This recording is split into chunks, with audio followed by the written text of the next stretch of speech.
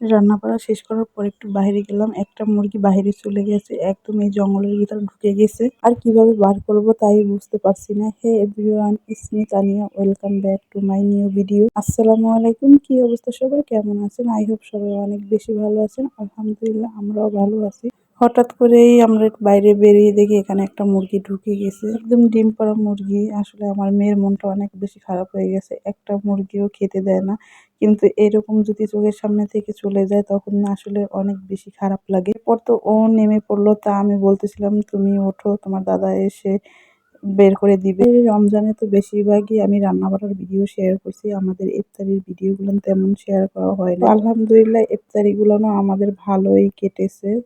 আসলে সব করার জন্য তো কোনো কিছু করা উচিত না। যাই হোক, এখানে মেয়ে লুডুস খেতে চেয়েছিল, আর ও তো আজানের আগ দিয়েই বলতেছিল লুডুস খাবে। ওখান থেকে তো মুরগি বের করতে পারি নাই, তারপর তো আব্বু এসে বের করে দিয়েছে। ইফতারির টাইম কিন্তু আরো অল্প কিছুক্ষণ আছে। যাই হোক, এখানে তাড়াতাড়ি করে আমি কারি কুকারে বসিয়ে দেবো লুডুসটা। রান্না তো করছি সেই বিকেলে, তো চুলাটা তো নিভে গেছে, এর জন্য ভাবলাম কারি কুকারই রান্না করি। আর এখানে ছোলা বুটটাও আমি গরম করে নিব। লুডুস খেতে ইচ্ছে করলে আমি বেশিরভাগ এরকম করে লুডুসটা রান্না করি, আর এটা খেতে কিন্তু অনেক বেশি ভালো লাগে। যাই হোক, এখানে আমি তাড়াতাড়ি করে সবকিছু গুছিয়ে নিব। আব্বু তো আবার নামাজের জন্য মসজিদে চলে যাবে, আমরা তো তাড়াতাড়ি করে সবকিছু গুছিয়ে নিয়েছি। আর মুরগিটা কিন্তু আব্বু বের করে নিয়ে আসছিল, আসলে অনেক বেশি কষ্ট হয়েছে। পরিমাণ মতন পানি দিয়ে দিয়েছি, পানিটা যখন বলক হয়ে যাবে তখন কিন্তু লুডুসটা দিতে হবে। এখানে তো পেঁয়াজ, মরিচ আর টমেটো কুচি দিয়ে দিছি, শুধু এইগুলো দিয়েই আমি রান্না করছি। একটু চিকেন দিলে ভালো হতো, কিন্তু এমন সময় বলছে যে চিকেন দেওয়ার মতন আর সময় ছিল না। খুব কম সময়তেই আমার এই লুডুস রান্নাটা হয়ে যায়, আমি অনেক অল্প সময়তে এই লুডুস রান্নাটা করে ফেলি। এরপর তো আমি ছোলা বুটটা ভেজে নিব।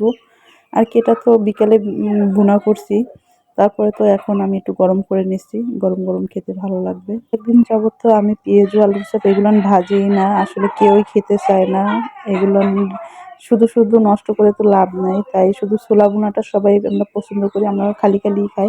তো আজকে ভাবলাম যে একটু মুড়ি দিয়ে খাবো, তাই আব্বু আবার এগুলো কিনে দিয়ে গেছে নামাজে যাওয়ার আগে। আসলে প্রথম প্রথম কয়েকদিন আমিও বানিয়েছিলাম প্রতিদিন, কিন্তু দেখি কেউ খেতে চায় না গ্যাস্ট্রিকের সমস্যার জন্য। আসলে সবাই আমরা ভাত খেতেই পছন্দ করি, এর জন্য ভাতটাই রান্না করি। প্রথম কয়েকটা রোজা তো ভালোই যায়, আসলে এগুলো ইফতারি বানানো, ইফতারি সবাই মিলে একসাথে খাওয়া। প্রায় আজকে অনেকদিন পরে এই ইফতারিটা আমি আয়োজন করলাম।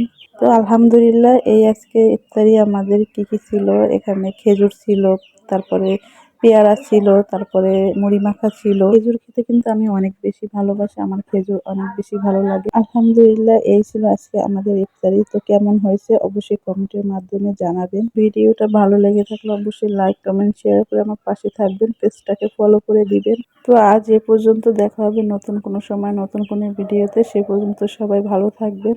তো আজ এ পর্যন্ত, আল্লাহ হাফেজ।